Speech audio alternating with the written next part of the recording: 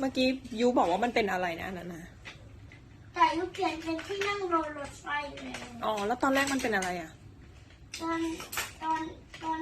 ตอนตอนที่ตอนตอนที่เกิดตอนที่เด็กๆตอนที่เด็กๆเป็นเบบีนะที่มันก็เป็นโปรโมชั่นอยู่เป็นโปรโมชั่นเหรอใช่โปรโมชั่นคืออะไรแต่ตอนนี้เด็กๆโตแล้วแต่ตอนนี้มันเป็นที่นั่งรถไฟแล้วเพราะเด็กๆโตแล้วเพราะเด็กๆไม่เกิดเลยอ๋อเด็กๆไม่เกิดแล้วน่ารถตะเพิงเต็มเลยอันนี้ก็รถตะเพิงอันนี้ก็รถตะเพิงอันนี้ก็รถตะเพิงอันนี้ก็รถตะเพิงอันนี้ก็รถตะเพิงครับผมเต็มไหมเต็มมากเลย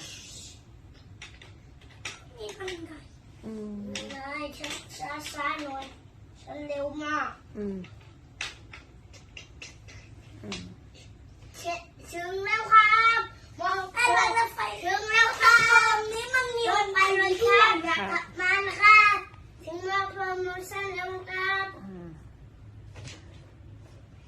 ยูเอามายูเป็นโปรโมชั่นแหละพอ